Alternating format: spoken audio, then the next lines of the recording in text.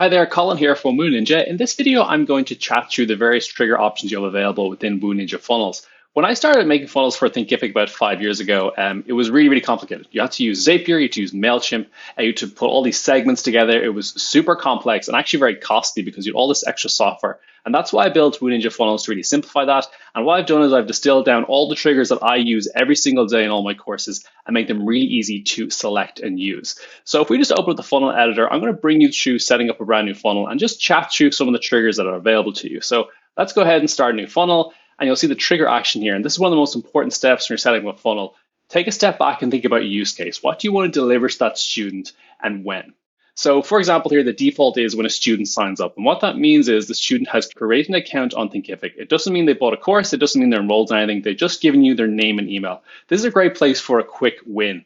And what I mean by that is send them a small ebook, send them a worksheet, something that they can see, okay, this person exists, this person's going to offer me value, and really sell your content. So if you have multiple courses, maybe try to direct that user towards your best-selling course or course they might be interested in. The next trigger we'll look at is a free trial.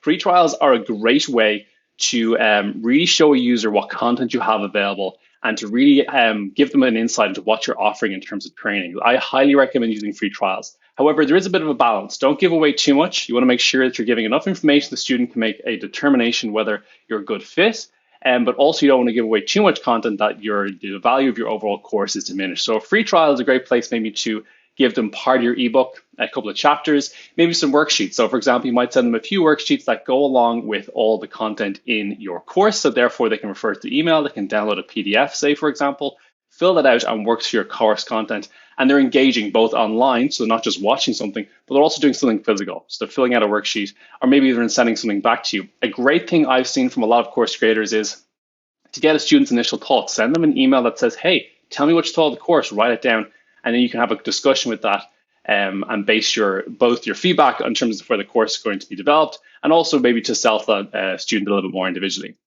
Below this, you also have another option for paid courses. What this means is the user has fully paid for the course, they're now enrolled, and you can also choose what particular course of bundle. So for example, here I've set to any course of bundle. That means if a student buys any of my courses, they're going to get sent something through this trigger.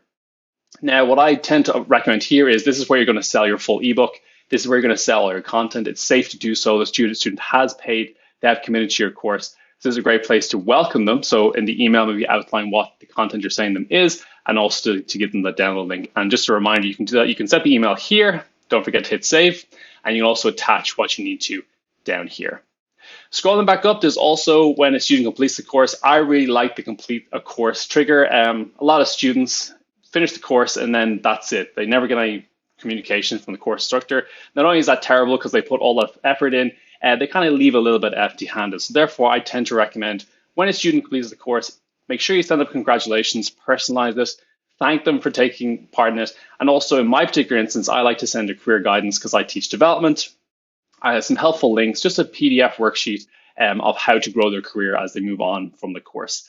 The last option here is when a student purchases a course of bundle. This is very similar to the enrolled in a paid course. But what this means is, say, for example, you're doing a bit of a workaround on Thinkific that the user, say, buys a course, but then you want to send them an ebook instead.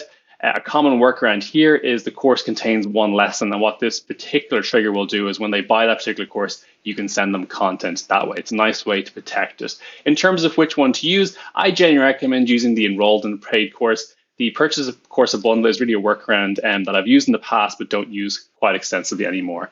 Once again, just remember to click save and don't forget to enable your funnel, and then you're good to go. So thanks for checking out the software. In the meantime, all the best. Talk soon.